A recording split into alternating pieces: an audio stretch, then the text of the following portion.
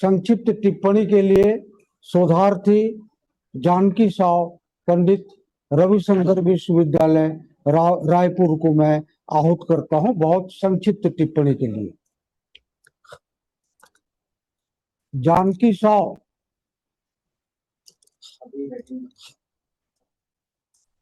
बहुत सार्थक आयोजन है।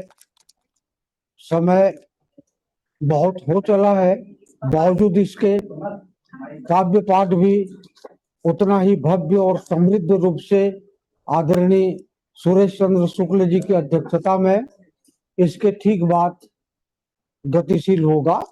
मैं संक्षिप्त टिप्पणी के लिए जानकी साव को आहूत करता हूं। शोधार्थी पंडित रविशंकर शुक्ल विश्वविद्यालय रायपुर। इस आभासीय पटल पर जुड़े समस्त दिग्गजनों को मेरा सादर प्रणाम। मैं जानकी साव, शोधार्थी पंडित रविशंकर शुक्ल विश्वविद्यालय रायपुर। आज की इस अंतर्राष्ट्रीय संगोष्ठी विश्व हिंदी अभिष्ठान एवं देव फाउंडेशन बुल्गारिया के संयुक्त तत्वावधान में आयोजित भारतीय ज्ञान परंपरा पर यह शोध संगोष्ठी में इस आभासीय पटल पर उपस्थित सभी विद्वजनों का हार्दिक स्वागत एवं अभिनंदन है। कहते हैं कि अंधकार है वहाँ जहाँ आदित्य नहीं है और मुर्दा है वह जहाँ आदित्य नहीं है। अंतर्राष्ट्रीय शोध संगोष्ठी में उपस्थित सभी विद्वजन लोगों के लिए हमारी बोली भाषा की तरफ से 4 लाइनें।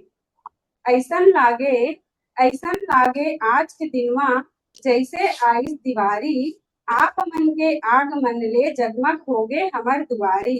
मोर आंगन में फूल के मन होगे उजियारी, स्वागत है आप मन के बनगे आज त्योहारी।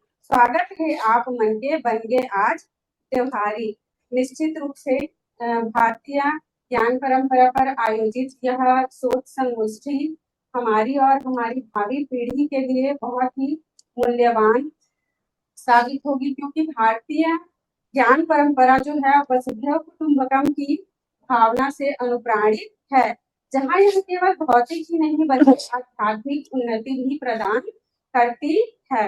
मुख्य वक्ता के रूप में हमारे बीच डॉक्टर श्री राम परिहार, पूर्व प्राचार्य श्री नीलकंठेश्वर शासकीय महाविद्यालय खंडवा MP, और इस कार्यक्रम की अध्यक्षता कर रहे डॉक्टर विनय कुमार पाठक, माननीय कुलपति ठाणे विद्यापीठ गोपालगंज बिहार। वक्तव्यों में सुना। निश्चित रूप से भारतीय ज्ञान परंपरा हमारे लिए एक कहना चाहिए अमूल्य योगदान है। इनके जो वक्तव्य हैं वो भी इनसे हम शिक्षा ले सकते हैं और हम और हमारी आने वाली पीढ़ी हमारी सभ्यता, संस्कृति, मानवीय मूल्यों का जो क्षरण हो रहा है उसे हम रोक सकते हैं और एक आदर्श भारतीय परिवार की कल्पना जो की जाती है उसे हम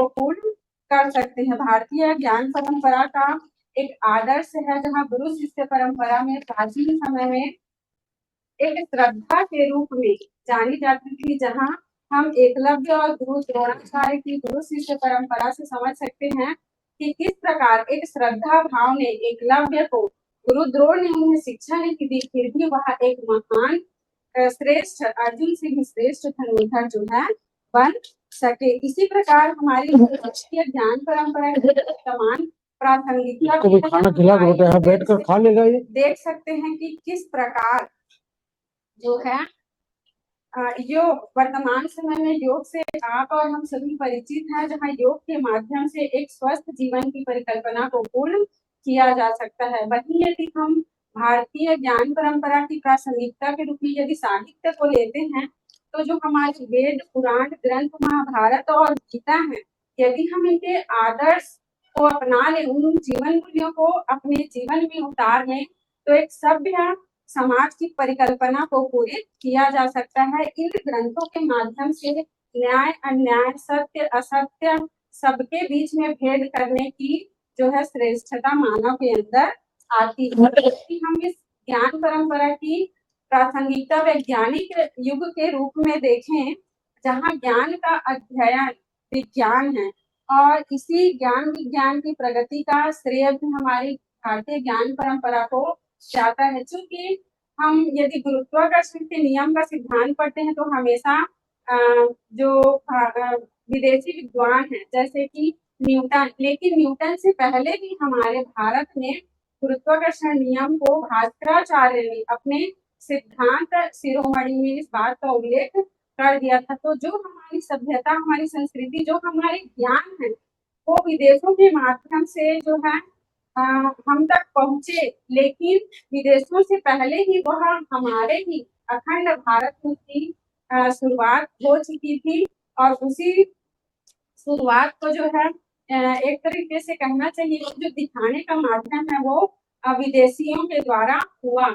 हमारी भारतीय परंपरा इतनी समृद्ध और साहित्य है कि हम प्राचीन समय में भी विश्व गुरु, जगत गुरु बने थे और वर्तमान में भी हैं। इसकी प्रासंगिकता हम देख सकते हैं कि आज देश विदेशों में युद्ध चल रहे हैं, लेकिन आज हमारा भारत कितनी शांति पूर्वक है और आज भी एक विकसित देश ना होकर के विकास के पथ पर अग्रसर है, लेकिन शांति पूर्वक यहाँ व्यवस्था बनी हुई है। तो इस प्रकार ज्ञान परंपरा के माध्यम से हमारी भारतीय संस्कृति सभ्यता सदैव मूल्यवान रही है और सदैव ही रहेगी। साथ ही मैं आदरणीय श्रद्धेय डॉक्टर मीन केतन प्रधान को भी मैं धन्यवाद देना चाहूंगी कि इतने बड़े मंच पे उन्होंने मुझे बोलने का अवसर दिया। चूंकि इतने विद्वजनों के बीच मैं सागर में एक बूंद के समान हूँ और मेरे वक्तव्यों से कोई त्रुटियां हो गई होंगी,